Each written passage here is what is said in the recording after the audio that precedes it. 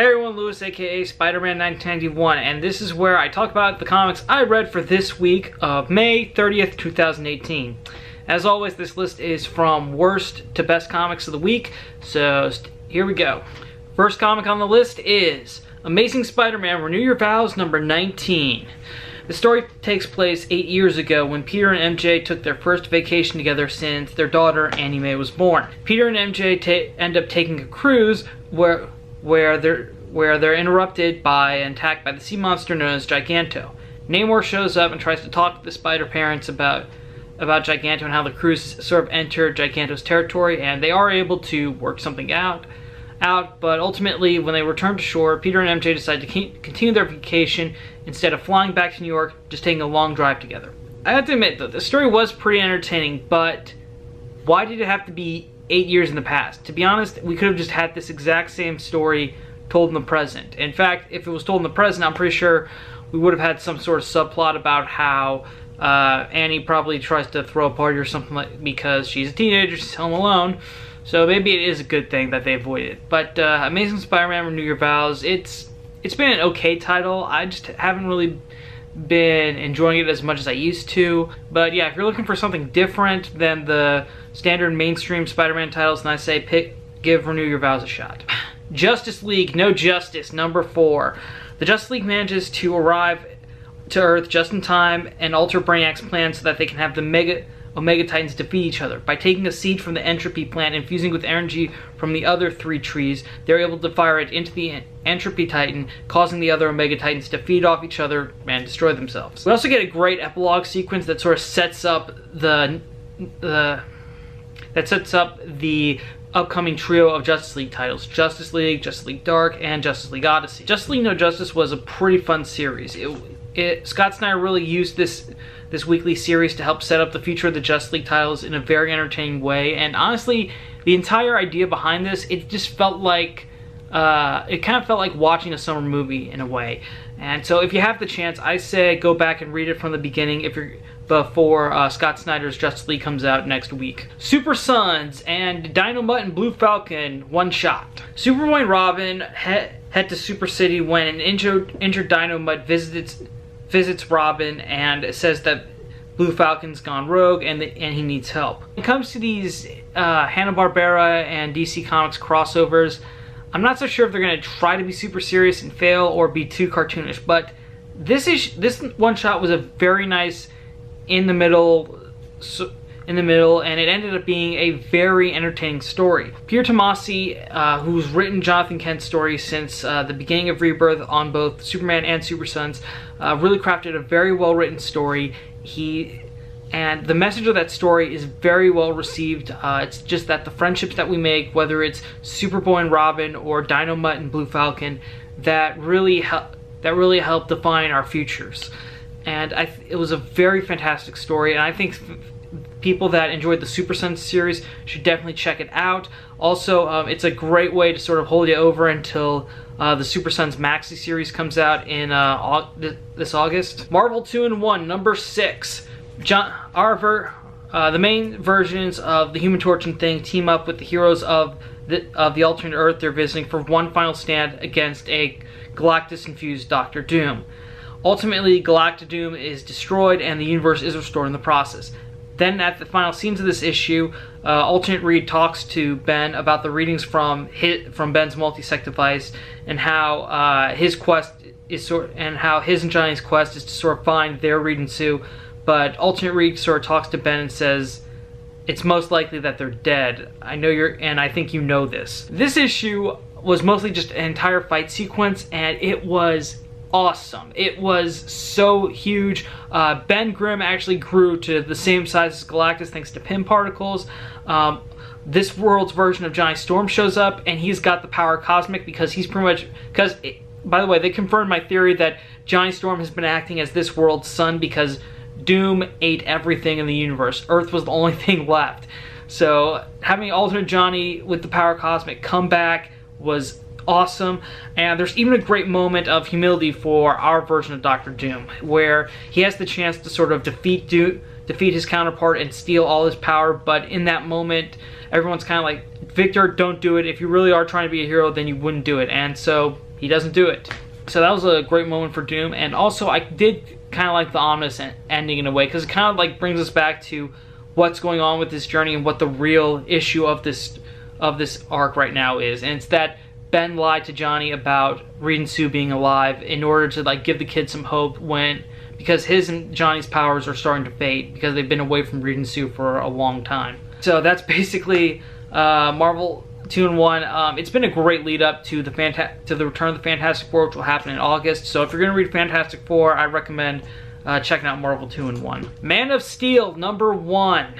This issue opens up with Rogol Zar, who is the antagonist of this series, appealing to the intergalactic circle for the destruction of Krypton. The circle rejects Rogol's request. In the present, back in Metropolis, Superman captures Firefly and Killer Moth, who've been hiding low in Metropolis. Then he goes and saves people from a burning building. We also get a flashback of the Kent family at home before a blinding white light takes them all away. Okay, so the issue does have... Okay, so this is pretty much Brian Michael Bendis' first Superman story. And he's got some really great dialogue. That's something I always can expect from Brian Michael Bendis, that he delivers some very good A+ dialogue. And I really liked how he wrote Superman in this issue. Even in his thought boxes, they were very well written and very entertaining and engaging, and I think that's good. However, this issue really doesn't give us any idea about what's going on with the plot of this issue. All we know is that Rogol Zar's involved, and something happened to Jonathan and Lois, and we're not really getting any advancement with that. It doesn't really move past the 2 teasers that we got in Action 1000 and in the DC Nation one-shot that was released earlier this month. And that's sometimes what I have a problem with Bendis' works, that sometimes he can make excellent dialogue, but his plots are just sometimes so slow. But fortunately, we won't have to wait long for the next issue, because Man of Steel is coming out weekly until the first week of July. So if you really want to check out Brian Michael Bendis' Superman, I'd say definitely get Man of Steel. Doomsday Clock #5. Adrian Vidic regains consciousness from the injuries he sustained last issue, and he escapes police custody. However, when he returns to the Owl ship in Gotham City, Batman's there waiting for him. And while Vidic's trying to get the Owl ship to leave Gotham, he and Batman fight while it's flying. Eventually, though, Vidic is able to get Batman to fall out of the ship, and of course, when he falls, he's in the middle of the riot going on in Gotham about all the people protesting Batman's involvement. However, Batman doesn't have a very good landing and lands in the crowd and stuff, and eventually he's knocked unconscious and he's brought to the Joker, who was on the rooftop of the GCPD and just ripped off the bat signal and threw it on the ground. And the Joker's also joined by the villains from the Watchmen universe, Mime and Marionette. We also get another advancement in the whole Superman theory plot, which is the theory that someone in the U.S. government is creating metahumans.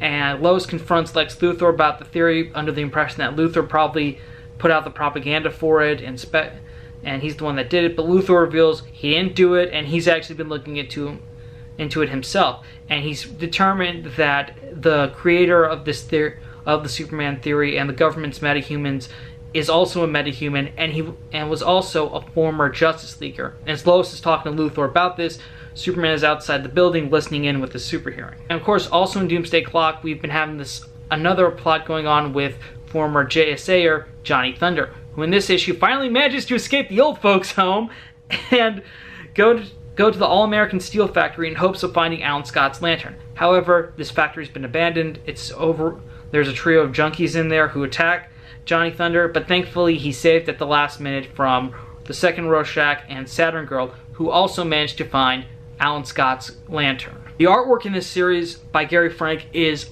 awesome. The sequence when Johnny Thunder's being attacked by junkies and Batman's trying to fend off an angry mob while being critically injured from his fall is very impressive, and it's a great homage to a scene in Watchmen when Hollis Mason died. Also, we're finally getting some real progress for the teasers we saw in Rebirth.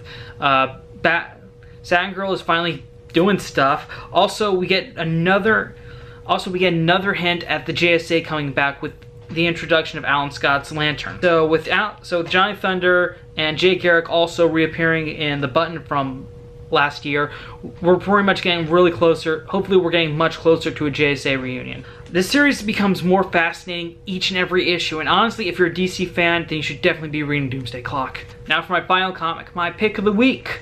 Amazing Spider-Man 800, the conclusion to go down swinging. Spider-Man goes all out in his fight with the Red Goblin. He gets an old weapon from a surprising source, and also one of his allies ends up paying the ultimate price. Okay, I don't want to get into too much details because the plot because of spoilers.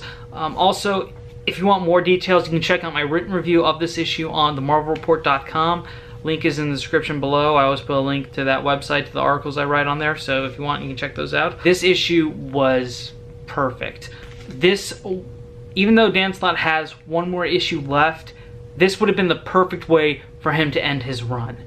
It was such an amazing story. I mean, this book is by the way, this book is very thick, and the great part about it is it's sort of divided up into chapters, and the best part is each chapter is drawn by different artists that worked with Dan Slott on Amazing Spider-Man, which is just amazing. I really love how the way Dan Slott always captures Peter Parker's character. And I think that is pretty much evident in the way that Peter forgives Jonah by the end of this arc. Now, if you've been reading this arc, you know that the reason Norman Osborn found out Peter's identity again is because Jonah sort of let it slip out. But by this time, Peter's forgiven Jonah, and there's a really great scene at the end that kind of shows how their relationship has sort of come like full circle, and how Jonah's pretty much is a better ally to Spider-Man. And technically, Jonah found out about Peter's identity in another Spider-Man title. I think it's pretty much been used to the best of its ability in this title, and I think it proved, and the way Dan Slott wrote it proves that, you know, you can have J. Jonah Jameson know and still tell a good story. When you get done reading the main plot, there is one more page left that's sort of a post-credits scene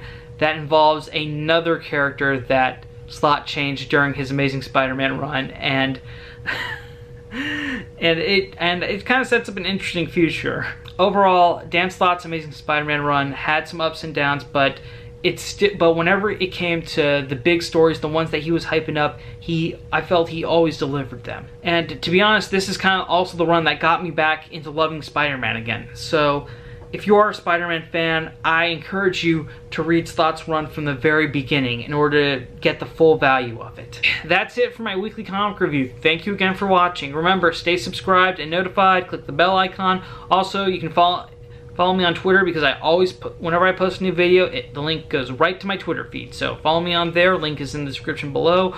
Also, check out my Marvel Report articles. Again, links in the description below. Thank you again for watching. I'm Lewis, aka SpiderMan 1991, saying see you later.